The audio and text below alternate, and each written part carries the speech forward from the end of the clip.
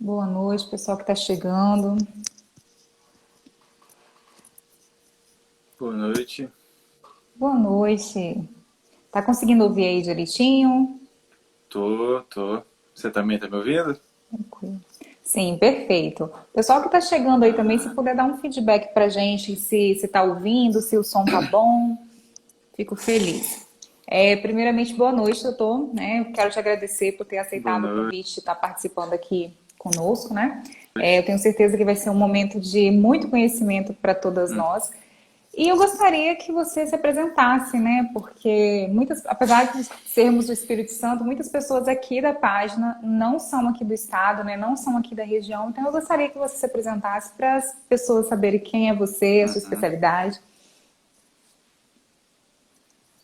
Tá, boa noite, Jaque. Boa noite a todos.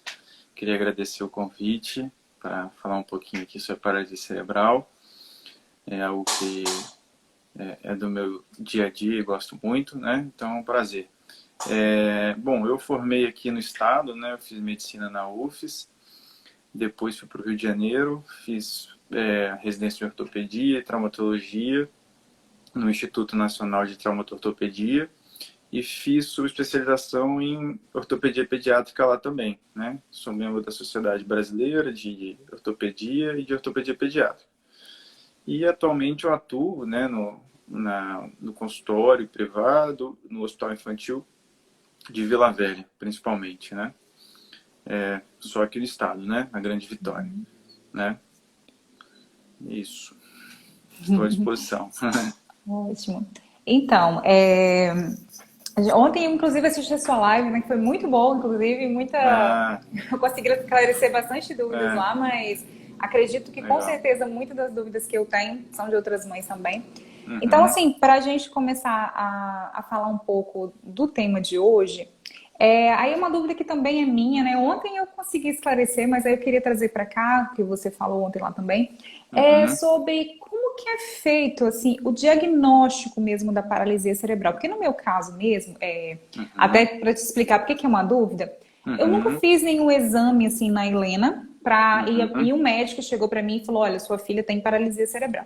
Eu comecei a ver uhum, isso nos laudos, né? Comecei a ver uhum. que colocava ali no laudo que a criança era portadora de paralisia cerebral. E aí eu Sim, queria entender como que é feito esse diagnóstico.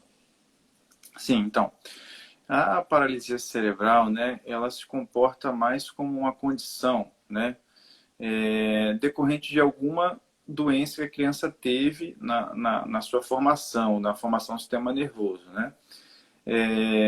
O diagnóstico dessa condição é um diagnóstico principalmente clínico, né. A gente vai colher essa história da gestação, do parto, do pós-parto.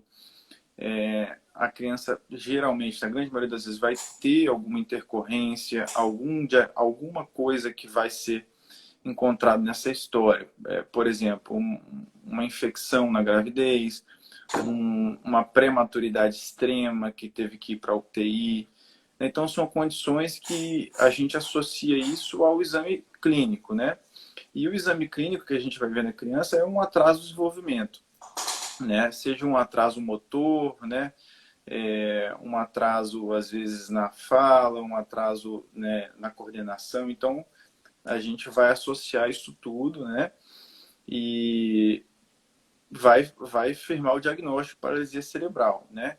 É claro que naquele primeiro momento a gente não vai conseguir, às vezes, dizer o grau da paralisia cerebral, vai dizer o que vai acontecer com a criança, né?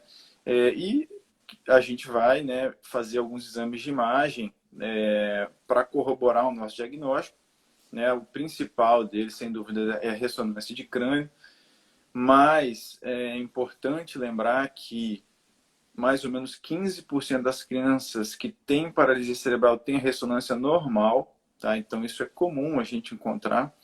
Não quer dizer que uma ressonância normal vai afastar. Vai, né, ser um ponto positivo, mas se a criança tem uma clínica, tem uma história favorável, né? Às vezes aquele exame, ela vai precisar de fazer um outro exame mais específico ainda, né, para corroborar o diagnóstico. Às vezes, nos quadros mais leves, realmente os exames não vão mostrar. E a gente faz o diagnóstico mesmo pelo achado clínico, porque a gente tem uma clínica que é compatível com a lesão, não tem como não ser. Então, a gente acaba, né, realmente firmando o diagnóstico. As causas, né, são diversas, né? Então, acaba que, né, como eu já citei, né, até a gente comentou ontem, existem causas na gravidez, né, a prematuridade, né, gestações múltiplas pode ser um fator de risco, né, infecções, uso de substâncias ilícitas na gravidez, um parto complicado por algum motivo, né, a criança teve alguma parada cardíaca, cardiorrespiratória no parto, após ao nascimento, né, é interessante que nos primeiros anos de vida, a criança, o sistema nervoso ainda está formando, então uma lesão que ocorra nesse período, né, principalmente nos 2, 3 primeiros anos, pode acarretar também esse dano, né, um afogamento, uma queda, né, então isso são causas, né, dessa lesão. É uma lesão do sistema nervoso central em formação que vai ter repercussões no sistema músculo-esquelético, nos membros, né? Nos membros, na coluna, enfim. Né? Quando a gente vê lá nos exames, por exemplo, encefalopatia crônica e paralisia cerebral, é a mesma coisa? São termos diferentes, mas tem a ver com a mesma coisa? Teoricamente, na prática sim, porque é um achado no exame, né, que vai fechar, que vai um achado na imagem, né, que vai vamos dizer assim, vai corroborar com a sua hipótese clínica, né, de paralisia cerebral. Então acaba se usando às vezes esse nome que é um nome que dá no exame de imagem, né? Isso é quando, na verdade, achado. encontra, então, né? Quando o exame está alterado, geralmente a gente vê esse nome Sim, lá, quando consegue diagnosticar pelo exame, às né? vezes não se acha lesões específicas, né? Às vezes se acham outras malformações, né? Então, a gente acaba colocando tudo dentro de um mesmo pacote, né? E, de acordo com a clínica, a gente vai classificar esse paciente com qual tipo de paralisia cerebral. O nome em si, após o diagnóstico, a classificação, isso não vai ser tão importante para nós, né? O mais importante vai ser o que causou de dano para a criança, né? O que a criança tem, né? Porque as lesões da paralisia cerebral, seja qual for, elas não são progressivas, tá? Ou seja, a lesão aconteceu e ela não vai aumentar de tamanho. Então, ela aconteceu, acabou, né? Ela não vai melhorar, né? Mas também não vai piorar, né? Então, a lesão aconteceu, ponto. A gente agora vai tratar o que ela vai causar, né? Então, o mais importante para nós vai ser o que ela deixou de sequela, né? Então, uma vez lesionado, né, esse cérebro, ele não existe uma recuperação, né? Existe um tratar das consequências Isso aí. que foram geradas, né? Isso aí. E, por exemplo, assim, igual as crianças mesmo, que aqui na página, principalmente, tem muitas mães de crianças, né, que têm a hidrocefalia. E, principalmente no caso da Helena mesmo, a encefalopatia dela veio por causa, né, da hidrocefalia, que foi uma coisa que foi desde a gravidez, foi uma hidrocefalia congênita. E logo depois de nascida, ela já colocou a válvula e acabou aquela coisa de pressão, né? Então o cérebro começou a se desenvolver. Mas aí, por exemplo, a gente vê algumas crianças que não atingiram ainda os marcos que a Helena está atingindo, né? Apesar de que ela também tem as limitações dela, né?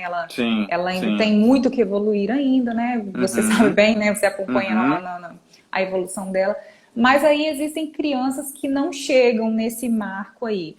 E mesmo tratando da mesma forma e com a mesma rapidez. Sim, Existem, tipo, lesões maiores? Isso se dá porque a lesão foi maior, porque ficou mais tempo exposto à pressão? sim. Isso é o que acontece, né? Geralmente, né? Tem vários graus de lesão, e aí a gente, uma lesão mais leve vai gerar um quadro clínico mais leve, né? Um grau mais leve. A criança ela vai se desenvolver mais rápido, né? Então, a gente classifica, né, a paralisia cerebral em alguns tipos, né? A gente classifica tanto nos tipos geográficos, que seria o quê, né? Às vezes a criança tem um acometimento de todos os membros, devido à gravidade da lesão, um acometimento intenso, né? Dos membros, a coluna, está associado às vezes com o acometimento da deglutição, então um acometimento muito mais intenso, né? Em algumas situações esse acometimento é só de um lado do corpo, né? Que são as hemiparesias, né? Um lado é normal, o outro lado é afetado. Então é um acometimento um pouco mais leve. Existe também uma lesão intermediária, digamos assim, que são as diparesias. A gente tem um acometimento mais dos membros inferiores e os membros superiores têm um acometimento muito leve, mas o principal ali está nos membros inferiores, né? Então, cada criança vai ter um desenvolvimento diferente da outra, né? A gente tem uma curva de desenvolvimento esperado nas crianças com paralisia cerebral, né? Onde são botados a maioria das crianças, e esse desenvolvimento é um pouco mais atrasado, né, do que as crianças que não têm. A gente espera mais ou menos até por volta dos 5, 6 anos, elas têm o máximo de desenvolvimento delas, né? Depois elas entram num platô, né, que elas continuam nesse platô, a gente dá todo o suporte, cirurgias, fisioterapia, tudo isso para tentar forçar ao máximo que ela possa conseguir, né? A gente também às vezes não pode tentar forçar mais do que a criança tem essa capacidade, né? Então às vezes pode ser frustrante, às vezes para os pais, para a criança. Então a gente tem que entender a capacidade da criança trabalhar naquela capacidade. Então assim, voltando à pergunta, com certeza a gravidade da lesão, né, o sistema nervoso vai dizer, né, a, o grau dessa lesão, dessa doença, né?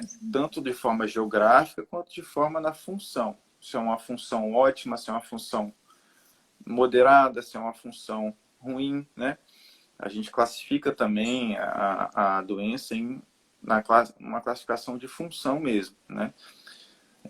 Quanto mais essa criança vai tendo uma certa idade, a gente vai entendendo qual que vai ser o grau dessa criança, qual que vai ser a função que ela vai adquirir.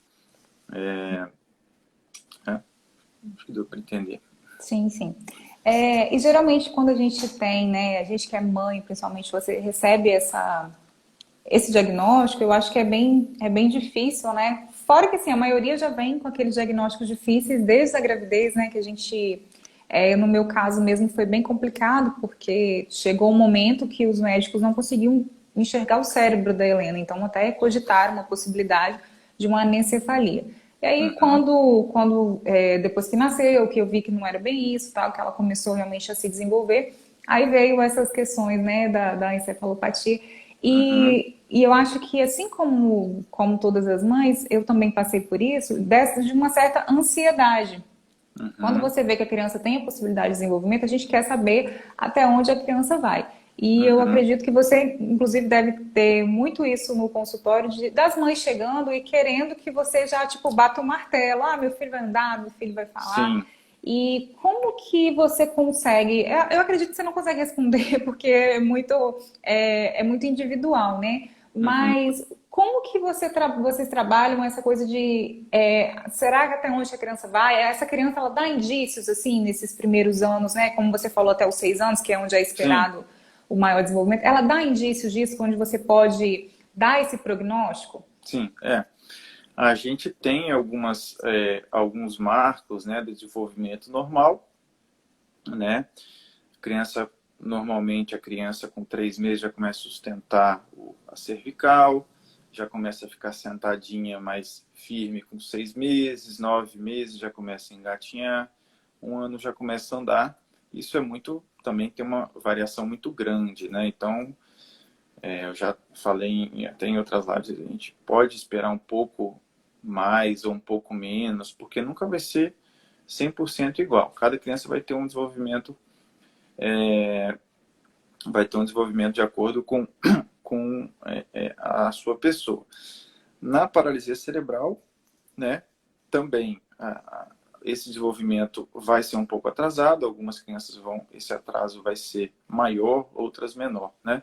Alguns indícios que falam que a criança vai andar ou não, né?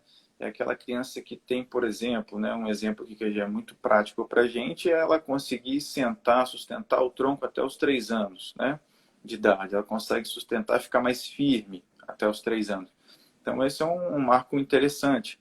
Ou ela já conseguir ficar mais retinha de pé até os 5, 6 anos, né? Então, são indícios que a gente, né, a gente sabe que vai ter um bom prognóstico, né? Também, como eu citei antes aqui da questão da classificação, isso é muito importante no início, né? A gente pode, né, a criança, por exemplo, a criança que tem um acometimento de um lado só, ela tem um certo atraso, mas praticamente todas vão andar, né? Então, porque o outro lado ele tem essa força. Ou as crianças que têm acometimento, que são os monoparéticos, acometimento só de um membro inferior, por exemplo. Essas também vão andar, né? Isso é quase 100% de certeza, né? Aquelas crianças que têm um acometimento mais global, aí a gente vê se ela vai conseguir sustentar o tronco, mais ou menos por volta dos 3 anos, se vai conseguir ficar sentadinha sem apoio, né? E por aí vai, mas assim, a gente nunca,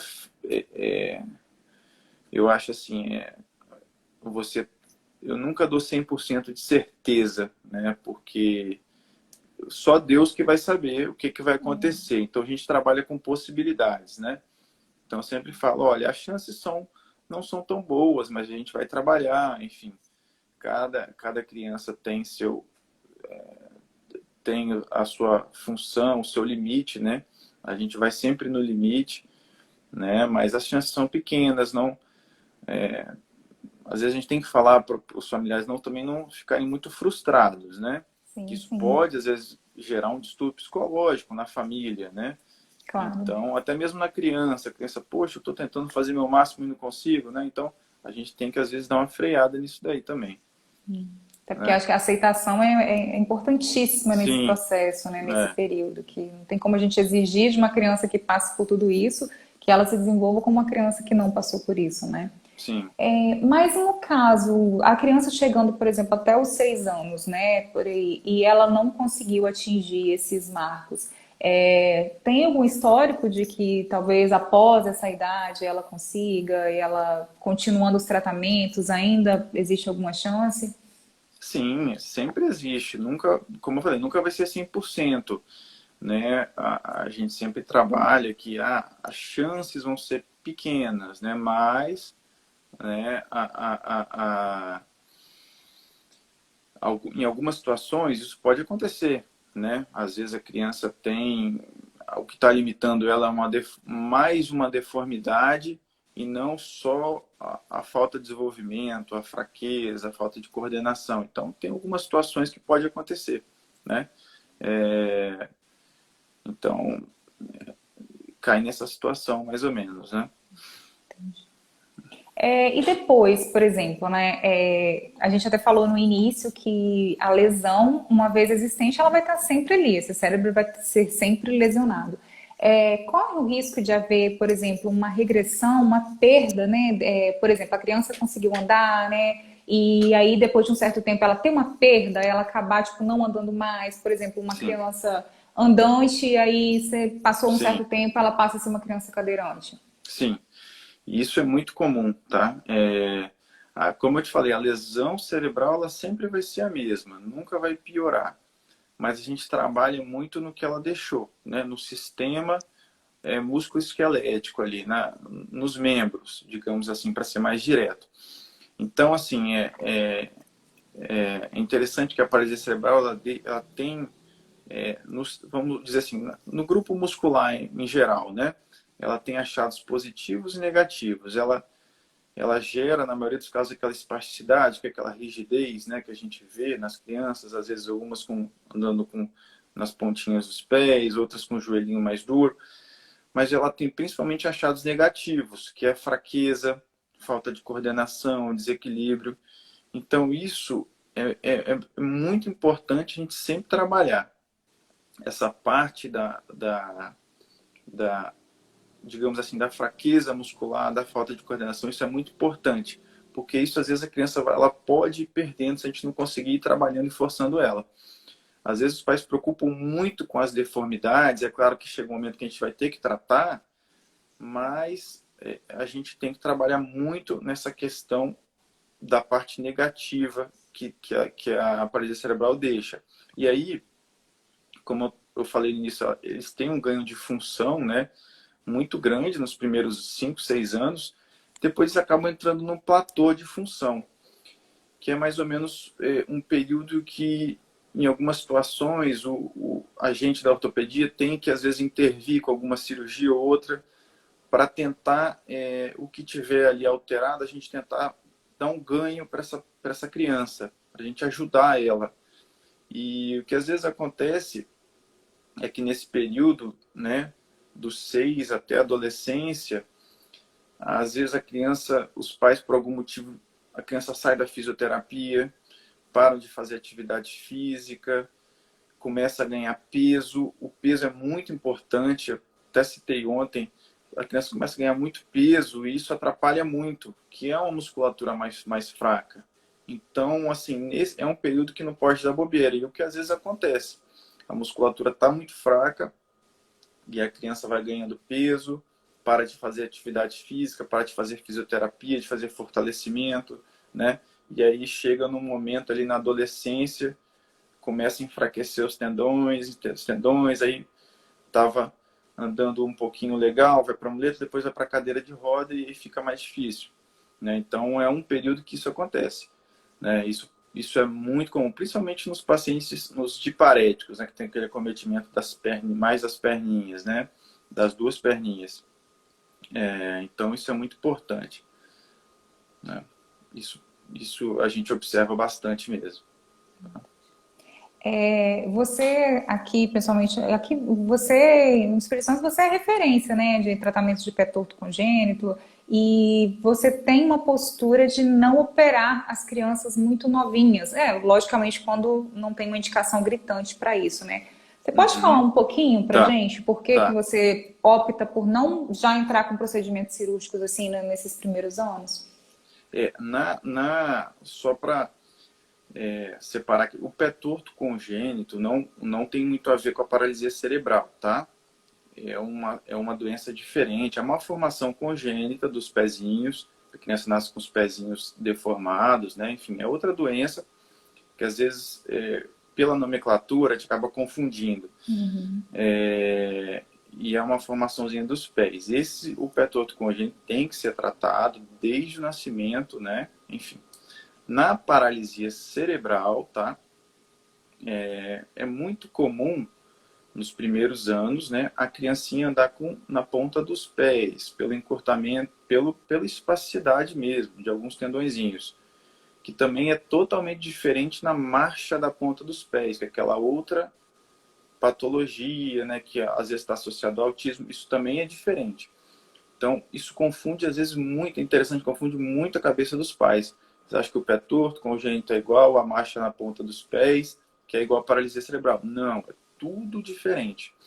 Então, na paralisia cerebral, que ocorre, eventualmente, a deformidade dos membros decorrente de um dano cerebral, né? A gente tem a espasticidade, né? Que vai levar a um encurtamento, mas também a gente tem a fraqueza. O mesmo tendão que ele é espástico, ele é fraco, tá? Ele é fraco. Então, é uma balança muito tênue ali que a gente não pode pesar na mão em nenhum dos dois lados. A gente tem que equilibrar sempre. E o que é mais comum nos pacientes que têm acometimento dos dois lados, eles começarem nos primeiros anos de vida a andar na ponta dos pés, em equino, tá?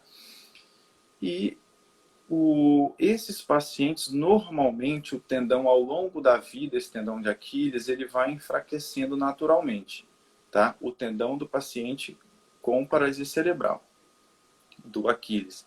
Então, a gente observa na literatura que, na adolescente, eles já vão alongando. Se a gente faz um alongamento precoce, a gente quase que condena esse tendão no futuro, na adolescência, né? Ele vai ficar muito mais fraco e a criança não vai ter força para ficar em pé. Então, assim, em se falando no tendãozinho de Aquiles, hoje em dia nós somos muito mais conservadores no início. A gente inicia o tratamento com fisioterapia, uso de órtese, a aplicação de toxina botulínica é muito importante, porque ela tem um efeito muito pequeno em termos de perda de força, né? E ela é temporária, então a gente consegue bons resultados nos primeiros anos de vida, né? E o alongamento cirúrgico desse tendão, ele, na grande maioria das vezes, ele não vai ser feito, né? Existem, porque senão a gente perde, essa criança vai perder muita força nesse tendão, né? E isso a gente não quer. A gente prefere, às vezes, a criança andando no início, na ponta dos pés, do que no futuro a criança não andando. Então, isso é muito importante para a gente. É claro que existem outros tendões, tendões nos joelhos, tendões no quadril, então isso muda, né? Então, nos primeiros anos de vida, a gente é mais conservador, com botox, fisioterapia, uso de órtese. Em algumas situações, a gente tem que fazer cirurgias, principalmente no quadril, quando o quadril ele começa a deslocar, né? Então, às vezes, a gente tem que fazer cirurgias também nos tendões do quadril antes, né? Para tentar corrigir isso daí. Mas, em termos gerais, a gente começa a pensar nos tratamentos mais, digamos assim, cirúrgicos, após os 5, 6 anos, onde aquela criança ela já entrou, já estabilizou o ganho de função, né? Então, a gente não quer atrapalhar esse início, a gente quer deixar a criança o máximo possível na fisioterapia, trabalhar bastante a força, que é o principal, a coordenação, treino de marcha, né? E pensar em corrigir alguma coisa um pouco depois, né? É claro que isso não é regra, tá? Como eu falei, no início cada caso vai ser um caso, cada criança tem um comportamento diferente de outra criança. Então, seria assim, uma coisa mais, pegando assim, mais geral, né? Você falou sobre o pé torto congênito, agora assim, até eu fiquei na dúvida mesmo, porque Uhum, desde que eu fiz, acho que com 18 semanas, o primeiro achado, na verdade, assim, diferente da Helena no ultrassom, né, foi o pé torto. Só que falaram que era só do lado direito, e isso aí já com 18 semanas. E só que aí depois que ela nasceu, eu acreditava que era por causa do problema, né? Por causa da hidrocefalia. E só que tipo, eu não tive indicação nenhuma de iniciar o tratamento logo que ela era bebezinha.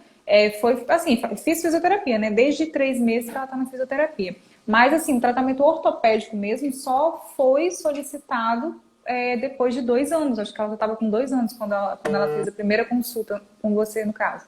E quando essas duas situações assim estão juntas? E ela não, na verdade, assim, ela provavelmente ela nasceu com uma deformidadezinha no pé, tá? Eu não acompanhei o nascimento, né? Sim. Mas não foi o pé torto congênito. Às vezes é muito confundido, até mesmo profissionais que vão fazer o exame, né? A gente, no ultrassom, né? Falando agora de pé torto congênito, no ultrassom, é observada a deformidade do pé, né? Que a gente chama de equino cavo-varo. E se faz como se fosse ali um pré-diagnóstico, né? Mas o pé torto congênito é uma formação muito rígida do pé, né? Todos os ossinhos, tendões, ligamentos estão deformados. A deformidade que a paralisia cerebral vai causando, ela vai causando ao longo do tempo, né? Às vezes é muito comum as crianças nascerem com uma alteraçãozinha uma alteração postural do pé, né, e não tem pé torto congênito. A gente vai fazer o diagnóstico de pé torto congênito, só o especialista às vezes vai conseguir fazer esse diagnóstico, né, de quando nasce. Então, o pé torto congênito, se ele não for tratado, né, desde o nascimento, pelo método de Ponseti, com trocas gessadas, ele não corrige, tá? Ele não corrige. Então, assim, muito provavelmente, né, a Helena deve ter nascido com alteração postural no pé, e ela tem um pouquinho de espasticidade, né? Então fica o pé assim, um pouquinho equino, varo, mas é algo muito mais leve, tá? Do que o pé torto em si, que seria uma doença à parte, né? Que muda toda a estrutura do pé. Então a gente às vezes confunde por causa do visual ali que você vê, mas assim no tratamento é muito diferente, tá? Então o tratamento do pé torto congênito em si é muito mais agressivo, né? E se não for agressivo, o pé não corrige, não corrige. Né? Então, às vezes é comum, é muito comum nascer com alteração postural no pé, a gente pedir para ir acompanhando, né? Só observando mesmo. E a deformidade na paralisia cerebral, ela vai acontecendo ao longo do desenvolvimento, né? Da espasticidade do tendão, ele vai acontecendo uma leve deformidade ali no pé, que é muito mais flexível inicialmente, né? Do que o pé torto congênito em si, né? Mas assim, de qualquer forma, é muito importante sempre, né? Isso é muito importante, qualquer dúvida, sempre procurar o médico especialista para já sanar as dúvidas, iniciar um tratamento específico, né? Então, é muito importante a gente ir acompanhando, independente do que for. Uma alteração postural, né? Às vezes é muito difícil às vezes existe um pé torto congênito leve com uma alteração postural de pé, fazer esse diagnóstico diferencial, às vezes é um pouco mais difícil, né? E às vezes mais nós especialistas vamos conseguir fazer esse diferencial, né? Então é sempre importante a gente fazer esse acompanhamento, né? Porque a gente fica um pouquinho perdido, né? Sim, Porque a sim, gente, enquanto super pai, normal. assim, e a gente. Acho que tem uma pergunta aqui, deixa eu ler para você aqui. Criança que utiliza órteses, quais os critérios para que ela passe a não utilizar mais, para ter alta, né, da órtese? Em se tratando de paralisia cerebral, né? Sim, Provavelmente, sim. Então, assim, na verdade,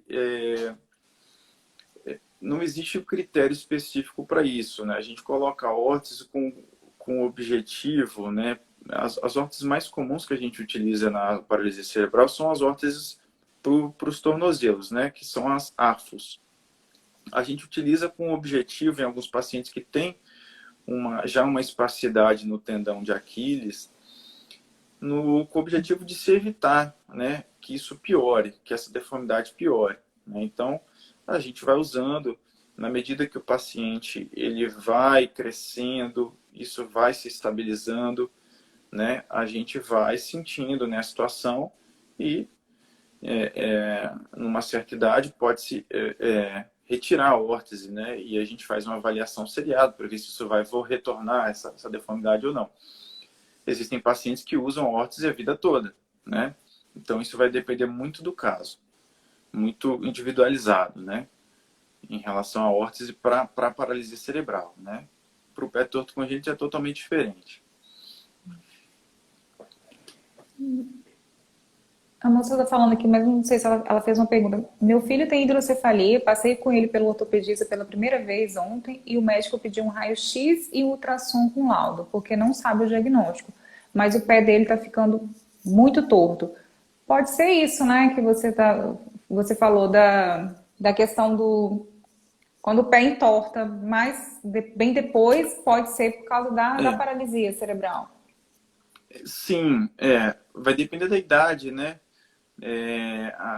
O pé torto congênito em si, né? Alguns pacientes com hidrocefalia, eles têm uma formação na medula chamada mielomeningocele, que tem associação com o pé torto congênito, né? Então as crianças nascem com mielomeningocele, são submetidas à cirurgia, né, logo ao nascimento para fechamento da medula, né? E as crianças nascem, algumas com pé torto congênito, mas o diagnóstico é feito ao nascimento, né? Às vezes com ultrassom, mas o diagnóstico é feito ao nascimento.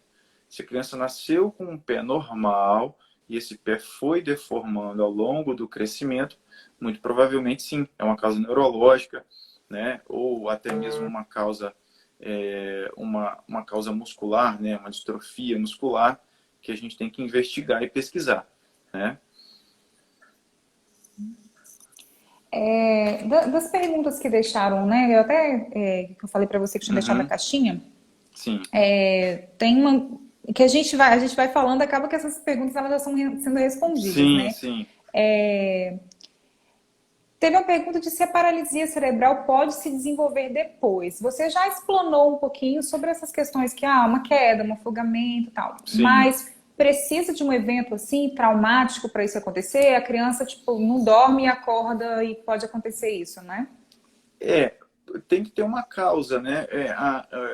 Como eu falei, existem aquelas causas pré-natais, antes do nascimento, que são as mais comuns, né? Sim.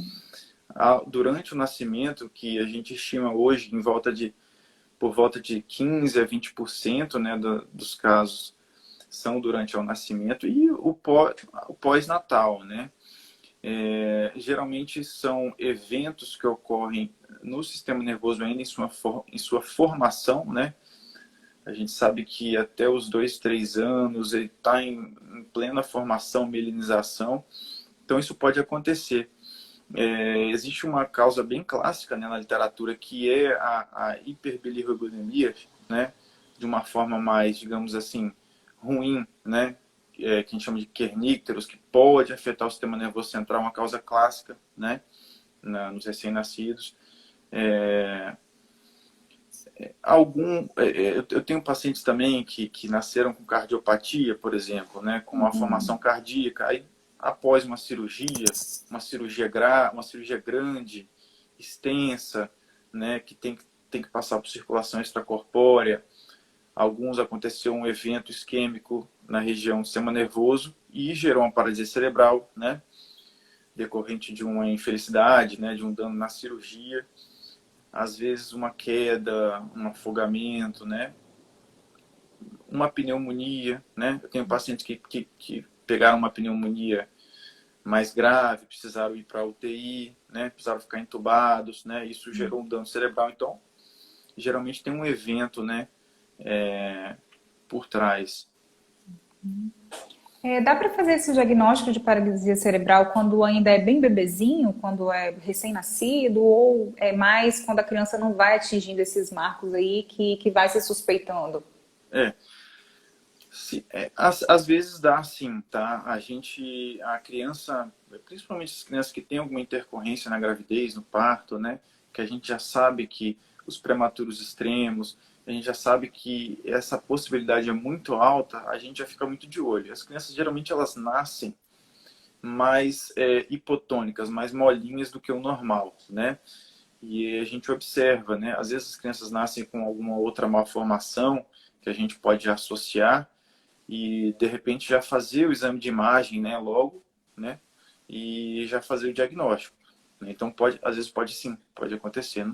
Principalmente os casos mais graves, né? Aí a gente já consegue ver desde o início e aí depois que o tempo vai passando vai só se corroborando, É porque quando os casos são né? mais graves, essas características elas já estão mais presentes, né? A criança tem menos Sim, funções, né? Desde sim, de novinha, né? com Quando certeza. há uma displasia no quadril, a criança pode andar normalmente ou mesmo que ela ande sempre terá dificuldade? Você vai sempre olhar e saber que aquela criança, né? Eu acho que talvez Uhum, é essa a pergunta. uhum, sim. Então, quando a gente fala em displasia de quadril, né, o que seria isso? Seria um quadril anormal, né, o encaixe ali do fêmur com acetábulo, né, que é onde eles se encaixam um no outro, né, tem essa alteração anormal. A paralisia cerebral pode causar essa displasia, tá, ao longo do desenvolvimento da criança, né, mas existem outras doenças também que podem causar, síndrome de Down, algumas outras síndromes. A displasia mais comum é a displasia congênita de quadril, que a criança nasce com quadril displásico, tá? Que o tratamento muda um pouco, né? Mas puxando aqui de volta para a paralisia cerebral, né? A criança que tem essa displasia, ela já vai ter uma marcha alterada pela paralisia cerebral. Então, isso vai ser muito difícil. A gente conseguir ver, né, pelo andar. Às vezes a criança já tem um quadril fora do lugar, né? Já tem um quadril luxado, muito comum na displasia congênita, que é a outra. Às vezes o primeiro achado da criança é a criança mancando. Ela não sente dor, né, logo de início. Aí a gente vê esse andar da criança meio bamboleante, meio claudicante, e a gente faz a radiografia e já vê que o quadril nasceu fora do lugar, né? Na paralisia cerebral é um pouco mais complexo. A criança já tem uma marcha alterada devido à rigidez muscular, espasticidade muscular, essa marcha já alterada já dá, né, já meio que vai falsear um pouco a marcha, né, de um quadril displásico. Mas o mais comum de queixa na criança com displasia do quadril na paralisia cerebral é dor. Porque a criança nasce com um quadril normal, ao longo do tempo, os tendões, né, do quadril, eles vão puxando, puxando. Por isso que eu falei que no quadril a gente às vezes opera antes, para evitar isso daí, né? Então os tendões vão puxando, puxando, e o quadril ele vai se deslocando ao longo dos anos, né, do local dele. E aí essa cobertura, né, que é o acetábulo, ele vai ficando mais retinho, ao invés de ele ficar fechadinho, ele vai ficando mais displásico, né? Então a gente acaba fazendo esses procedimentos, essas cirurgias um pouco mais cedo para tentar evitar isso daí, né? Começa desde cedo com uma fisioterapia, né? Uma atividade na piscina, uma atividade no cavalo. Às vezes a gente tem que fazer aplicação de botox no início, nos tendões ali. Aí a gente parte já quando já começa a ficar um pouquinho mais durinho, fazer os alongamentos dos tendões. E aí, quando esse quadril ele começa a sair do lugar, a criança começa a sentir muita dor, né, na hora de manusear, de fazer a higiene, né? Então a gente às vezes tem que num outro momento fazer a cirurgia no osso, colocar ele de volta no lugar e melhorar essa cobertura do osso, para colocar esse quadril de volta no lugar. Porque se isso começar a acontecer, esse quadril vai ficar fora do lugar e a criança vai ter uma dor crônica, vai ter uma necrose no quadril, enfim. E aí a gente tem que fazer cirurgias mais higiênicas, né? Para tirar logo essa dor, né? E esse Então é processo mais ou menos isso. esse processo ele acontece mesmo para aquelas crianças que são acamadas, que não andam, ou esse é um processo mesmo talvez do esforço ali, só para a gente entender assim. Sim, esse processo no quadril, né, na displasia do quadril, na criança com paralisia cerebral, ele acontece nas crianças com um acometimento mais grave. Então, são as crianças que têm, geralmente são crianças que não são deambuladoras, né? Então, é um acometimento um pouco mais grave. Tem um acometimento dos 2 membros ou dos 4 membros, né? E elas têm uma rigidez muito na parte de cima, às vezes associada até mesmo com a escoliose, né? Então, é um acometimento daquele grau mais acima, né? As crianças que têm um grau mais leve, e geralmente não tem esse acometimento no quadril. É um acometimento mais do joelho para baixo, digamos assim, né? Uma outra pergunta que apareceu algumas vezes lá é como que é feito a avaliação da marcha da criança, que geralmente eu acho que a Helena teve essa requisição também, eu não me lembro se foi feito. Mas como que é feito essa avaliação de marcha? Então, a avaliação da marcha, né, no nosso dia a dia, a gente faz mesmo no consultório, vendo a criança andar, vendo a criança andar de frente, de lado, né? Acho que você chegou a fazer com a Helena, agora eu estou me Isso lembrando. isso é muito importante. Hoje, o que a gente tem mais de moderno é a análise de marcha, né? Um exame chamado análise funcional da marcha, que esse exame não tem aqui no estado, né? Geralmente a gente encaminha essas crianças para fazer fora, geralmente em São Paulo. É difícil conseguir, né? No nosso dia a dia é muito difícil, poucas crianças vão conseguir, que aí esse exame a gente consegue ver todos os tendões, né? As funções, o grau de função desses tendões durante a criança, durante a marcha. E é o que tem mais de moderno para a gente, para guiar um tratamento um pouco melhor, né? A gente conversou muito sobre isso ontem, que hoje o mais importante é a análise da marcha na criança com paralisia cerebral do que aquela análise que a gente faz parado, né? A criança no leito, né? Então, os tendões que nós vamos mexer são tendões que estão ligados a mais de uma articulação, que a gente chama de biarticulares. Então, se a gente libera um tendão lá no tornozelo, ele vai afetar o joelho, que vai afetar o quadril. Então, é como se fosse uma bola de neve. Então, a gente tem que ser muito preciso em qual tendão que vai liberar, para a gente não desequilibrar essa criança, né? Então, a análise de marcha é muito importante, né?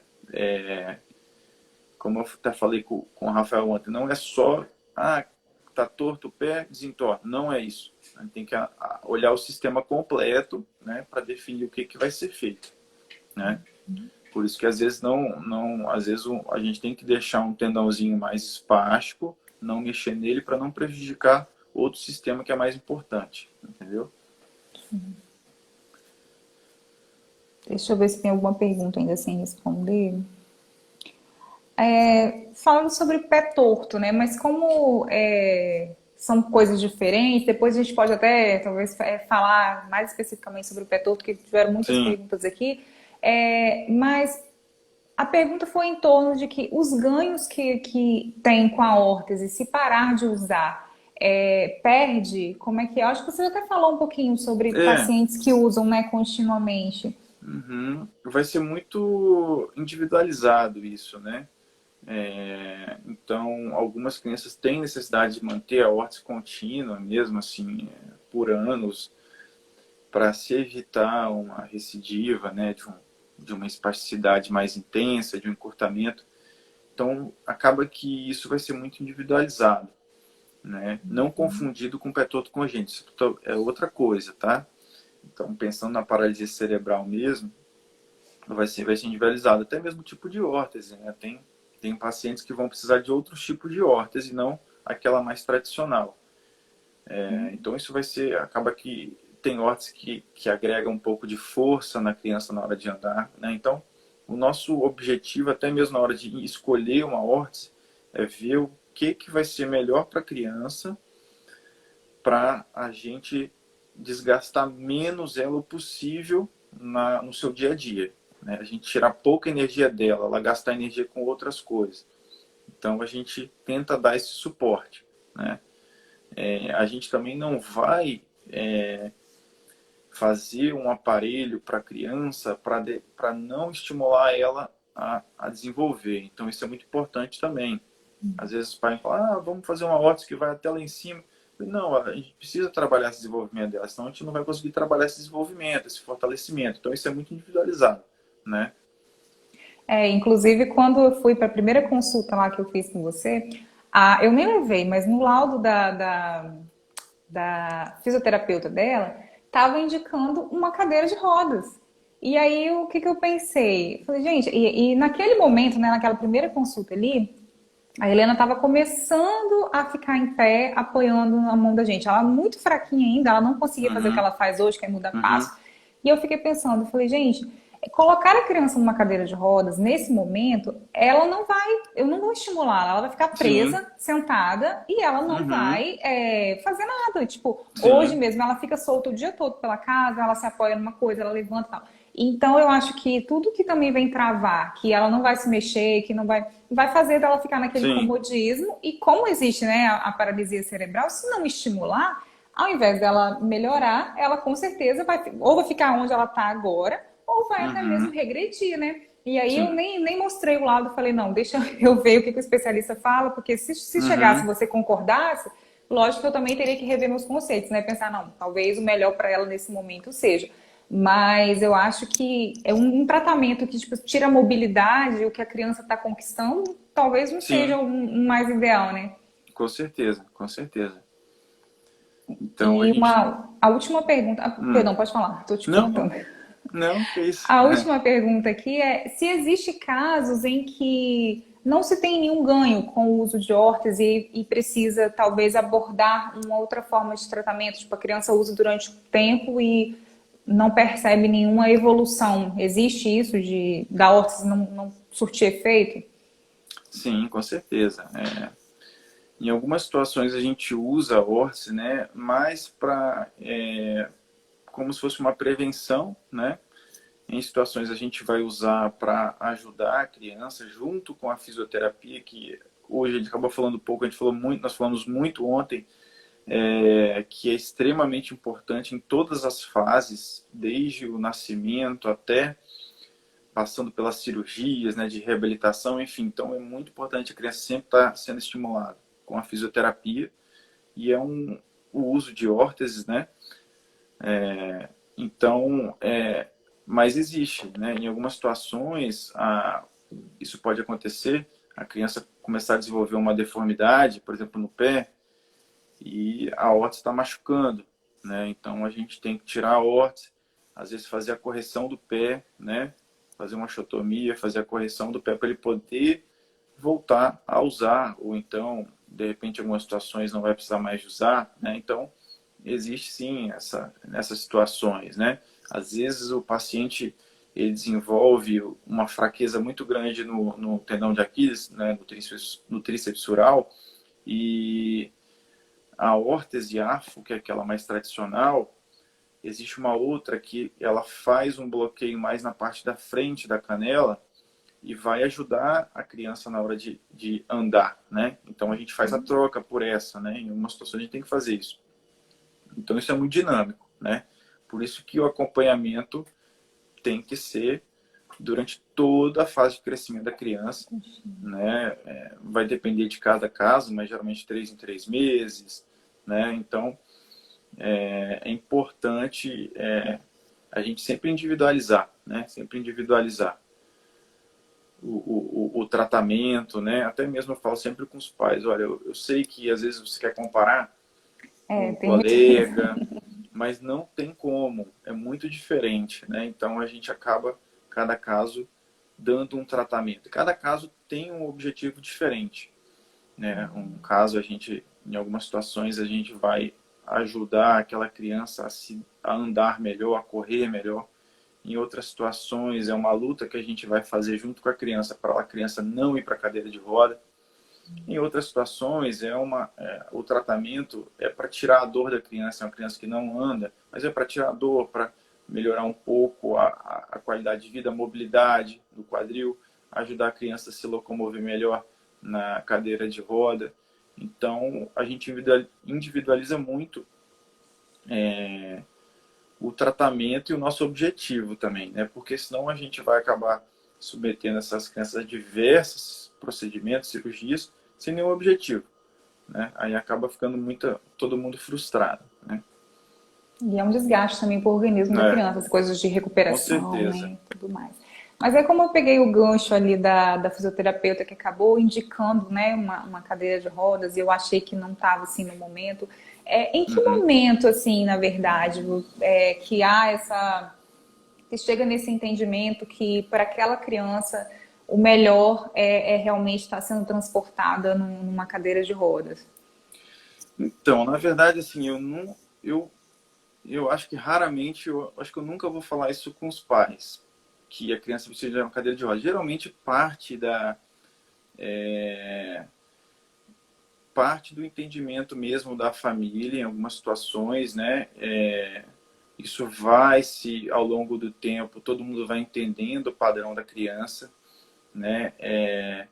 Então, o que é muito comum, às vezes, a criança tem aquela função limítrofe ali para andar, para não andar. Então, na fisioterapia, ela é muito estimulada, ela consegue, às vezes, ficar em pé um pouco por um momento.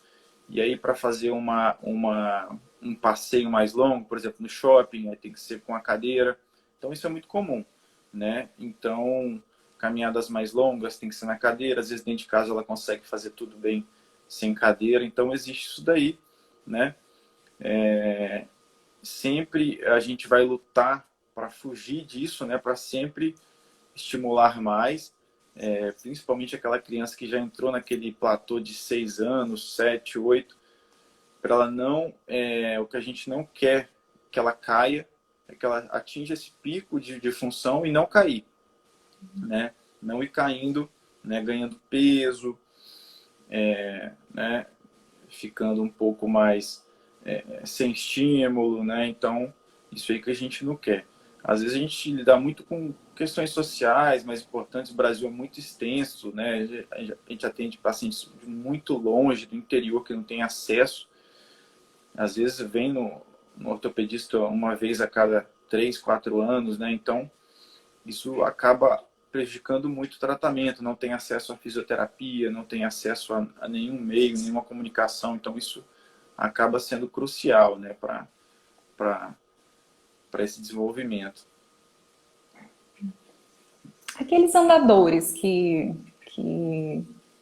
estão disponíveis aí no mercado para... Eu vejo muitas crianças, né, que têm paralisia cerebral que se utilizam deles.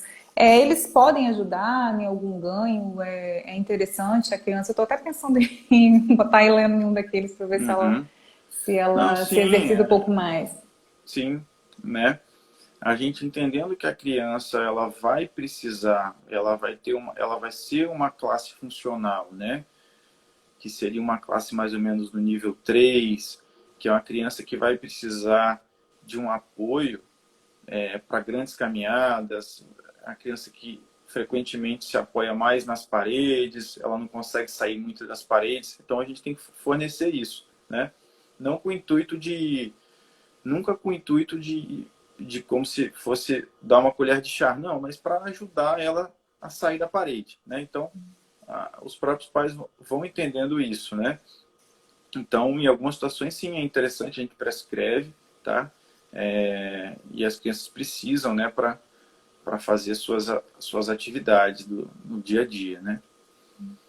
E até para dar um estímulo também, porque na Sim. maioria das vezes, às vezes eu muito percebo isso na Helena, uma falta de confiança mesmo. Às vezes ela Uhum. começa a andar, ela meio que olha para trás, se a gente está ali, ela tenta se encostar, e às Uhum. vezes ela fica em pé, assim, independente. Mas aí eu acho que talvez falta essa segurança também, né? O equilíbrio que também ainda está sendo Uhum. trabalhado, né?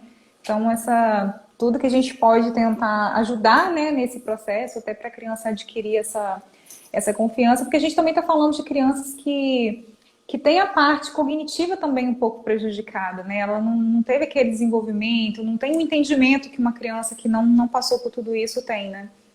É.